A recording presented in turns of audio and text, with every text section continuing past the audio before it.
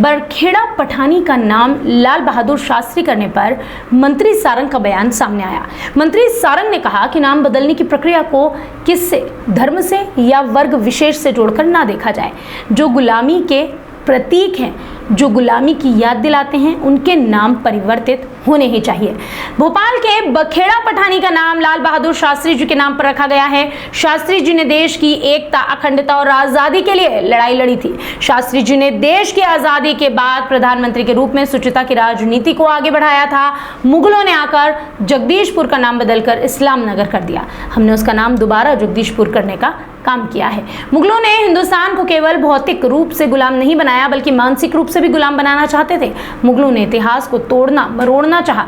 भोपाल राजा भोज और रानी कमलापति का था, ना कि मुगलों का। मुगलों ने इतिहास को तोड़ा, मरोड़ा, इसलिए उस इतिहास को ठीक करना, आगे आने वाली पीढ़ी को सही जानकारी देना हमारा दायित्व है और कर्तव्य, जिसे हम निभा रहे हैं, जिसका हम निर्वहन कर रहे हैं। इसके आगे मंत्री सारंग ने कहा कि भोपाल का नाम भोजपाल, सबसे पहले मैंने ही ये मांग उठाई थी, लेकिन कांग्रेस की सरकार ने इस मांग को रिजेक्ट कर दिया था। आने वाले समय में इस पर हमारी सरकार विचार करेगी। क्या पता क्या हो गया है कि आप लोग जब बीजेपी की सरकार में यूपी में बड़े नाम बदले जा रहे थे, मध्य प्रदेश में भी अब नाम बदल रहा है। देखिए, इसको हम किसी धर्म से या किसी वर्ग विशेष से जोड़कर ना देखें।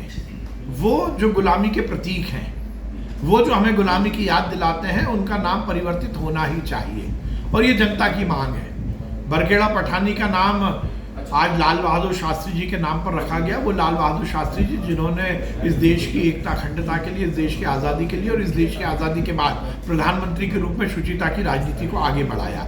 वो नाम जो हमें गुलामी की याद दिलाते हैं वो बदलना चाहिए, इसमें कहीं कोई गलती नहीं है। जगदीशपुर नाम था इस्लाम नगर का, मुगलों ने आकर जगदीशपुर का नाम बदलकर इस्लाम नगर किया।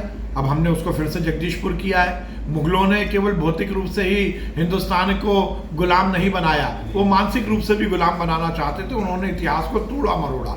ये भोपाल राजा भोज का और रानी कमलापति का था, ये भोपाल मुगलों का नहीं था, क्योंकि इतिहास को तोड़ा मरोड़ा गया और इसलिए उस इतिहास को ठीक करना और आगे आने वाली पीढ़ी को सही जानकारी देना, ये हमारा दायित्व है, हमारा कर्तव्य है। वो काम हम कर रहे हैं। तो अब लगातार मांग ये भी उठ रही है कि भोपाल का नाम भी बदला जाए। अब कई नेता शादी देखिए, पहले से ये बात, सबसे पहले मैंने ही ये मांग उठाई थी कि भोपाल का नाम भोजपाल किया जाए, परंतु कांग्रेस की सरकार ने इसको रिजेक्ट कर दिया था।